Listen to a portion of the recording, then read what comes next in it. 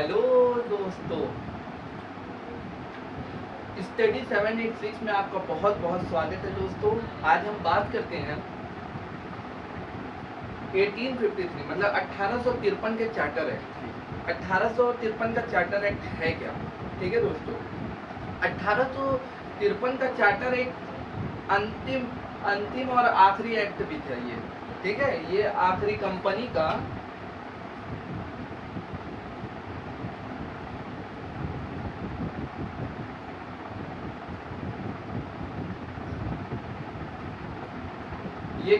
का आखिरी एक्ट था दोस्तों।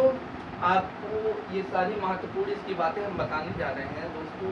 आप अपने नोट्स वगैरह निकाल के इसको नोट्स करिए, ये बहुत ज़रूरी है आपके हर एग्ज़ाम में, सारे एग्ज़ाम में ये ज़रूर आएंगे। हाँ, आप बिल्कुल लिखें, ठीक है दोस्तों, आप समझें इसको, कायदे से समझें। अगर नहीं समझ में आता है तो फिर आप कमेंट बॉक्स में जाएँ और हमको ज़रूर बताएँ दोस्तों। हम बात करते हैं, ठीक है, सबसे पहले हम बात करते हैं इसमें जो गवर्नर जनरल थी। गवर्नर जनरल आपको जैसे 1833 में बताया, गवर्नर जनरल के 4 सदस्य थे। 3 सदस्य जो थे पहले से थे। एक सदस्य को जोड़ा गया था जो कि विधायी सदस्य था, ठीक है, जो कानून बनाता था। ठीक है, उस कानून बनाने वाले सदस्य को फिर से निकाल दिया गया। इस एक्ट के द्वारा उस कानून बनाने वाले सदस्य को अलग कर दिया दोस्तों। समझिएगा बहुत जोर से। जो 3 सदस्य थे उनको रहने दिया गया परिषद में। जो गवर्नर जनरल की काउंसिल थी उसके अंतर्गत 3 सदस्य थे। एक जोड़ा गया था, 1833 की बात कर रहे हैं, एक जोड़ा गया था, उसको 1853 में फिर निकाल दिया गया। ठीक है, फिर उसको बाहर कर दिया गया। देखिए वही पहली लाइन वही बता रही है, गवर्नर जनरल परिषद को विधायी और प्रशासनिक व्यवस्था से पृथक कर दिया गया। ठीक है, गवर्नर जनरल की जो परिषद थी उसके अंतर्गत विधायी शक्तियां जो थी, विधायी सदस्य थे, वो विधायिका बनाते थे, मतलब कानून बनाते थे, उसको अलग कर दिया गया। और साथ में जो प्रशासनिक व्यवस्था थी उसको भी एकदम अलग कर दिया गया। ठीक है दोस्तों, उसको अलग कर दिया गया। अब जो है फिर से इसमें 6 नए सदस्य जुड़े थे। इसी एक्ट के अंतर्गत 6 सदस्यों को जोड़ा गया। ठीक है, इस परिषद में गवर्नर जनरल की जो परिषद थी इसके अंदर 6 सदस्य जोड़े गए। तो उन 6 सदस्यों को जोड़कर गवर्नर जनरल की जो परिषद काउंसिल को विधान परिषद का नाम दे दिया गया। ठीक है, विधान परिषद का नाम दे दिया गया। फिर उसको विधान परिषद कहा गया। विधान परिषद बताएं क्या है? विधान परिषद जो थी, जो ब्रिटिश संसद थी, जो ब्रिटिश संसद की कार्यशैली थी, मतलब वहाँ पे जो प्रकार जैसे कार्य होते थे उसी तरीके को अपनाया गया। विधान परिषद को छोटी संसद भी बोलते हैं। ठीक है दोस्तों, छोटी संसद की तरह इसको अपनाया गया। इसी एक्ट के अंतर्गत 1833 के एक्ट में जो सिविल परीक्षा का आयोजन किया जाना था, मतलब कोड ऑफ डायरेक्टर के विद्रोह के कारण उसको रद्द करना पड़ा। अब इसी एक्ट के अंतर्गत जो है इसमें सिविल एग्जाम की खुली प्रतियोगिता को, मतलब सिविल परीक्षा की खुली प्रतियोगिता को आयोजित किया गया, मतलब शुरुआत की गई। ठीक है, इसके अंदर जो है भारतीयों को भी मौका मिला। ठीक है, जो 1833 के एक्ट में जो कि मना करा गया था, भारतीयों को कोई पद नहीं दिया जाएगा। ठीक है, तो वो पद इनको दे दिया गया। भारतीयों का विद्रोह हुआ था इतना तगड़ा 1833 एक्ट, जब इसी वजह से ना कोड ऑफ डायरेक्टर ने पास नहीं किया था, क्योंकि भारतीयों ने विद्रोह कर दिया था मेरे देश में और हमें ही नहीं मिलते।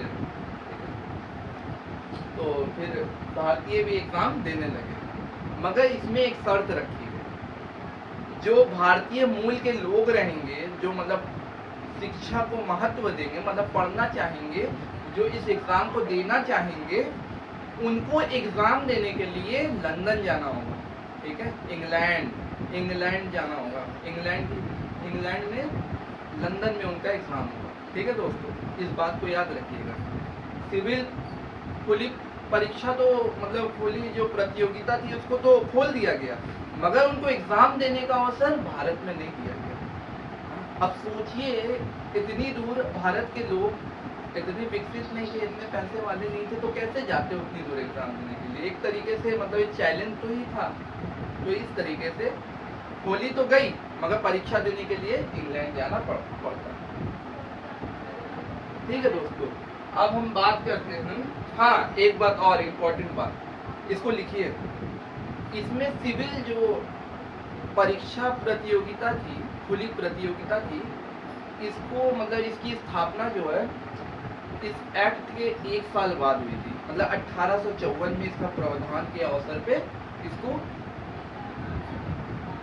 जोड़ा गया। ठीक है दोस्तों, अब हम बात करते हैं, ये जो थी, हाँ इसकी बहुत महत्वपूर्ण बात है दोस्तों, ये एक्ट बहुत ज़्यादा महत्वपूर्ण है, क्योंकि इसी एक्ट ने ही हमारे संविधान को विधानसभा दी, लोकसभा, राज्यसभा दिए, संसद दिए, भारत को संसद देने वाला इसी एक्ट है। यही एक्ट के जरिए जो है हमारे संविधान में आज संसद स्थापित है दोस्तों, इस चीज़ का बहुत ध्यान दीजिए।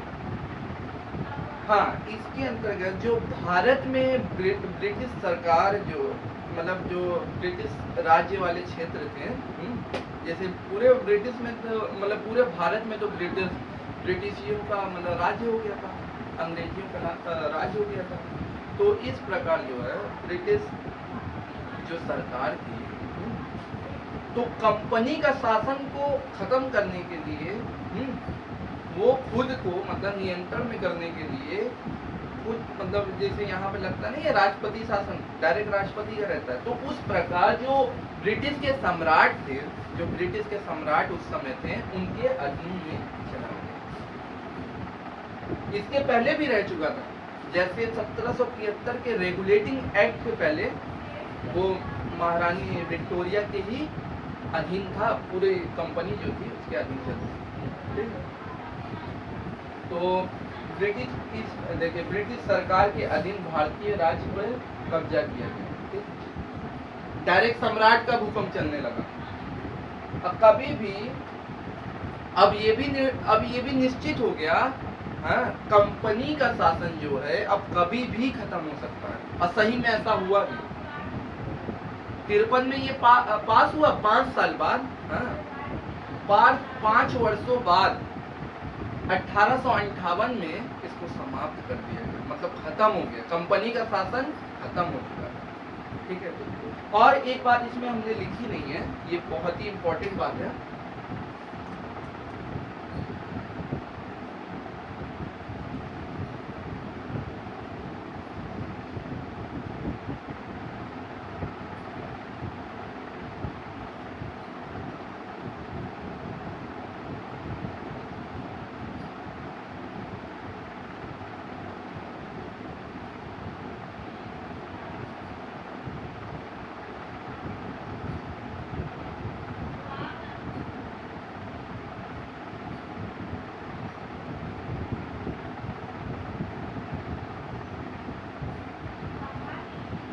हाँ दोस्तों, ये बात बहुत इंपॉर्टेंट है। जो बोर्ड ऑफ डायरेक्ट था, जो संचालन मंडल था, जो संचालन बोर्ड था, उसको जो है ब्रिटिश ईस्ट इंडिया कंपनी जो थी, हाँ, संचालन बोर्ड अब कोई भी कर्मचारी की भर्ती नहीं कर सकती। जो कोई भी कर्मचारी मतलब कोई अधिकारी हो गया या कोई भी मतलब कोई भी प्रकार से कोई भी भर्ती अब ब्रिटिश ईस्ट इंडिया कंपनी में नहीं कर सकती थी। इससे ये पावर छीन लिया गया, ये पावर डायरेक्ट सम्राट के पास चला गया। ठीक है, मगर बोर्ड ऑफ डायरेक्ट को नियम बनाने का अधिकार था, याद रखिएगा।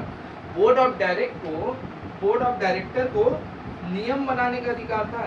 ठीक है,